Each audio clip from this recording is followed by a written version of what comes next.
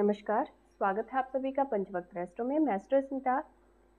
आज का जो वीडियो है ये 10 मुखी रुद्राक्ष पे है। इससे पहले भी मैंने 10 मुखी रुद्राक्ष पे एक वीडियो बनाई थी, उसमें मैं विस्तृत जानकारी नहीं दे पाई थी इस रुद्राक्ष के विषय में। जो आज की वीडियो है इसमें मैं विस्तृत जानकारी दूंगी कि किस तरह से 10 मुखी रुद्राक्ष कार्य करता है। जो 10 मुखी रुद्राक्ष है ये 10 महाविद्याओं का, भगवान विष्णु के 10 अवतारों का, 10 दिशाओं का प्रतिनिधित्व करता है। ये मनुष्य के सभी चक्रों पे कार्य करता है। मुख्य रूप से ये मनुष्य के मूलाधार चक्र पे कार्य करता है, क्योंकि यहीं से मनुष्य को भय की स्थिति उत्पन्न होती है। जो हमें जीवन में भय लगता है, किसी भी तरह का जो भय होता है, हमारे मूलाधार चक्र के ब्लॉक होने से ही होता है। तो जब हम 10 मुखी रुद्राक्ष को धारण करते हैं तो ये व्यक्ति को निर्भय बनाने का कार्य करता है। और जब हम निर्भय हो जाते हैं तो जीवन में कोई भी ऐसा कार्य नहीं है जिसको व्यक्ति न कर पाए। इसलिए 10 मुखी रुद्राक्ष व्यक्ति को निर्भय बना करके उसके उद्देश्य तक पहुंचाने का कार्य करता है। जिन लोगों को भय लगता है, जिनको हमेशा डर लगा रहता है, जब कुंडली में पितृदोष निर्मित होता है तो व्यक्ति को अंदर ही अंदर बहुत सारे भय बने रहते हैं कि कहीं हमारे साथ कुछ ना हो जाए, या कहीं हमारा कोई अपना बाहर जाए और उसके साथ कोई दुर्घटना ना हो जाए। हम इधर उधर की बातें सुनते हैं, लोगों के साथ हुई घटनाओं को सुनते हैं और फिर उसको खुद से रिलेट करते हैं, तो हमारे मन में डर की स्थिति उत्पन्न हो जाती है। इसी तरह के जो हमारे बनाए हुए डर, जो हमारे मन से बने हुए डर हैं, उन डरों से हमें मुक्त करने का कार्य करता है 10 मुखी रुद्राक्ष। क्योंकि जो भय की स्थिति है, बिना बात का जो भय होता है, ये भी कुंडली में निर्मित पितृदोषों के कारण होता है। तो ये सभी तरह के पितृदोषों से मुक्ति देता है। कई बार कई लोगों को ऐसा आभास होता है कि उनके आगे पीछे कोई है, चाहे कोई नहीं है घर में या कोई व्यक्ति उनके साथ में नहीं है, लेकिन किसी के होने का आभास होता है, जिसको हम बोलते हैं एक ऊपरी साया वगैरह, ऐसी बातें करते हैं।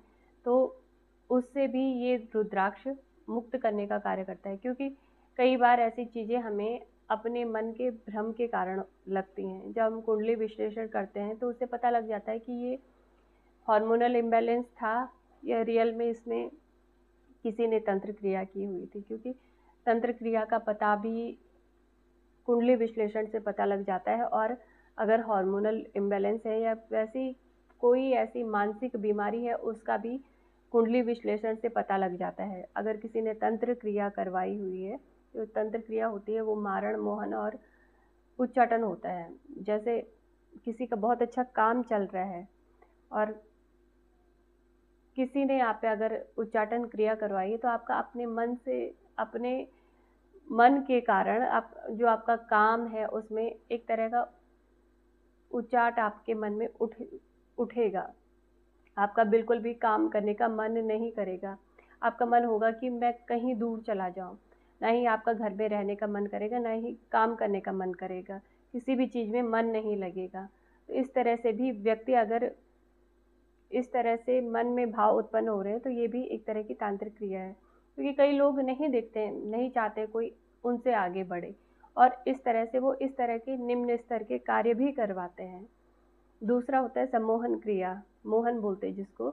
इसमें सम्मोहन क्रिया में उस व्यक्ति पे जब ये क्रिया करवाई जाती है, जिस पर तांत्रिक क्रिया की हुई है, तो जिसने करवाई है वो उस पर इस तरह से सम्मोहन कराता है कि वो उसी के बस में चला जाता है। जैसे जैसे वो व्यक्ति बोलता जाता है, जिस पे क्रिया कराई हुई है, वो वैसा ही करता जाता है।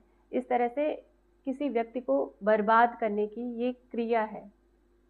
और इसके बाद आता है मारण। मारण में सीधे मारने का काम किया जाता है, कोई ना कोई माध्यम बनाया जाता है व्यक्ति को मारने का। प्री प्लान्ड मर्डर बोलते हैं जिसको। तो इस तरह की स्थिति निर्मित की जाती है कि व्यक्ति को पूर्ण रूप से उसको ख़त्म किया जाए। कोई ना कोई इसमें माध्यम बनाया जाता है। और इससे पहले भी भगवान उस व्यक्ति को हिंट देते हैं।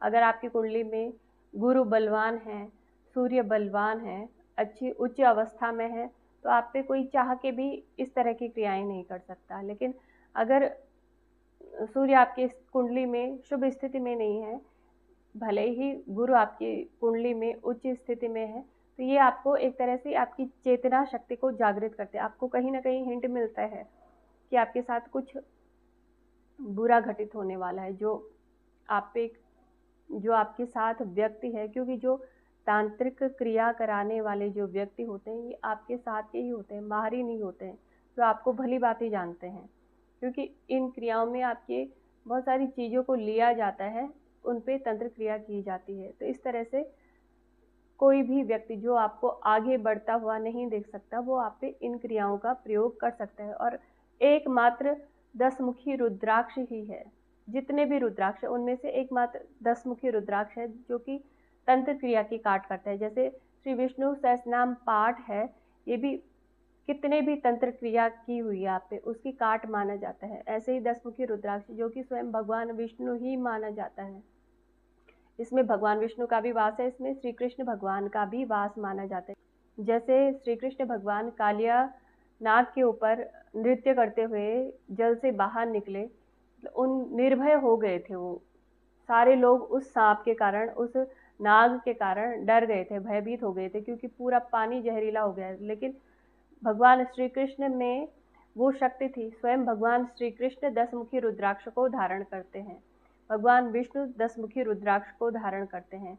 तो 10 मुखी रुद्राक्ष में, इसीलिए 10 मुखी रुद्राक्ष श्री कृष्ण का भी भगवान विष्णु का भी प्रतिनिधित्व करता है। तो किसी भी तरह की जो तंत्र क्रिया होती है, जैसे मोहन, उच्चाटन और मारण, उच्चाटन केतु के द्वारा होती है, सम्मोहन राहु के द्वारा होती है और मारण क्रिया मंगल के द्वारा की जाती है। इन सारी ही क्रियाओं की काट 10 मुखी रुद्राक्ष है। और जब 10 मुखी रुद्राक्ष को अभिमंत्रित करने की बारी आती है तो ये मैं स्वयं ही करती हूँ, अलग अलग मंत्रों के द्वारा। अगर जैसे मैंने कुंडली विश्लेषण कर लिया तो कुंडली में स्थिति क्या है, अगर कुंडली में स्थिति बिल्कुल बुरी स्थिति है, मारण क्रिया की हुई है, तो उसी आधार पे हम रुद्राक्ष को अभिमंत्रित करते हैं। तब मैं माँ बगलामुखी के शावर मंत्रों के द्वारा, हालांकि इसमें बीज मंत्र डाले जाते हैं, लेकिन बीज मंत्र से भी ज़्यादा पावरफुल शावर मंत्र होते हैं जो तुरंत कार्य करते हैं। अगर हमने ये देखना है किसी की अगर बिल्कुल ऐसी स्थिति आ रखी है कुंडली में कि उसकी जान भी जा सकती है और बहुत जल्दी उसकी जान को खतरा है, तो मैं माँ बगलामुखी के शावर मंत्रों के द्वारा 10 मुखी रुद्राक्ष को अभिमंत्रित करती हूँ। उसके अतिरिक्त अगर इतनी बुरी स्थिति नहीं है, जैसे सम्मोहन है या उच्चाटन है, इस तरह की स्थितियां हैं, तो भगवान हनुमान जी के बीज मंत्रों के द्वारा, उनके शावर मंत्रों के द्वारा मैं 10 मुखी रुद्राक्ष को अभिमंत्रित करती हूँ। तो इस तरह से स्थिति के अनुसार अलग अलग मंत्रों के द्वारा हम 10 मुखी रुद्राक्ष को अभिमंत्रित करते हैं कि आपको किस चीज़ की ज़रूरत है। कई बार व्यक्ति को फीवर होता है, लेकिन फीवर किस कारण है, वायरल फीवर है या पेट का कोई इन्फेक्शन है, फीवर भी अलग अलग तरह के होते हैं। इसी तरह से अगर आप पे किसी तरह की आपके जीवन में रुकावट आ रही है, उसका मूल कारण क्या है, अगर हमें कारण पता लग गया तो उसी के अनुसार हम अलग अलग देवी देवता के बीज मंत्रों के द्वारा, अगर बीज मंत्र की आवश्यकता हुई तो बीज मंत्र के द्वारा, नहीं तो शाबर मंत्र जो कि अपने आप में सिद्ध माने जाते हैं, भगवान शिव के सिद्ध किए हुए मंत्र होते हैं शाबर मंत्र, तो उनके द्वारा अगर हमें रिजल्ट तुरंत चाहिए तो शावर मंत्रों के द्वारा मैं 10 मुखी रुद्राक्ष को अभिमंत्रित करती हूँ और इसका जो रिजल्ट है हमें तुरंत देखने को मिलता है। 10 मुखी रुद्राक्ष अनेकानेक कार्यों में ये प्रयोग किया जाता है। किसी भी तरह की जो प्रतियोगिता है, जीवन का शायद ही कोई क्षेत्र हो जहाँ प्रतियोगिता ना हो, तो जीवन में जिस क्षेत्र में आपके साथ प्रतियोगिता हो रही है, जितनी भी प्रतियोगी परीक्षाएं हैं, उनमें अगर आप ये चाहते हैं कि आप उत्तीर्ण निकले तो 10 मुखी रुद्राक्ष धारण कीजिए, ये आपको उत्तीर्ण जरूर करेगा।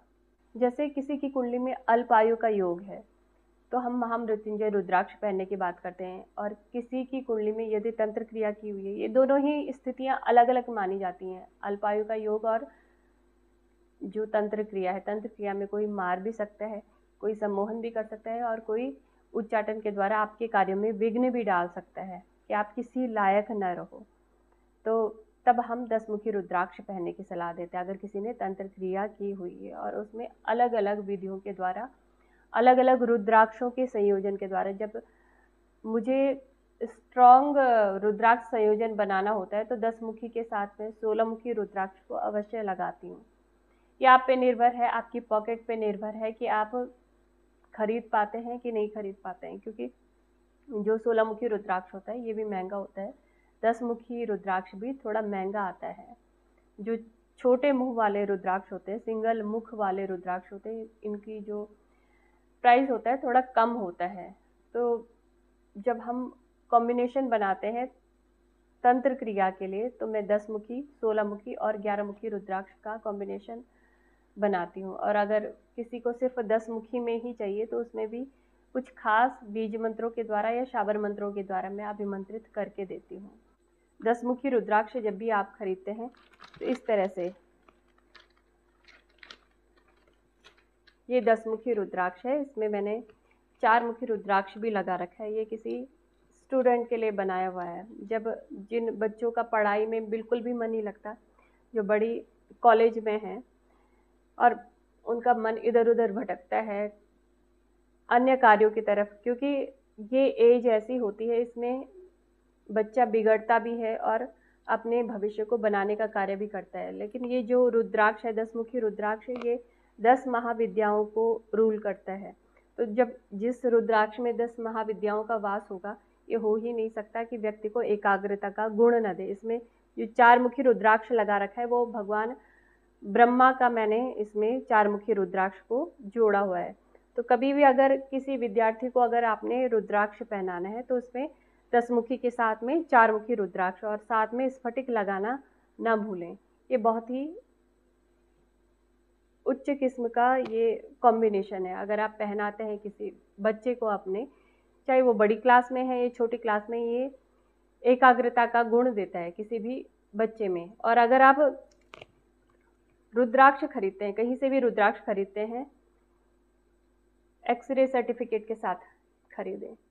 जो ये एक्सरे सर्टिफिकेट है, इस एक्सरे सर्टिफिकेट में जब जैसे मुख रुद्राक्ष के बाहर की तरफ होते हैं वैसे ही मुख अंदर की तरफ भी होते हैं। इससे ये पता लगता है कि ये असली रुद्राक्ष है, क्योंकि रुद्राक्ष की भांति ही भद्राक्ष भी होता है।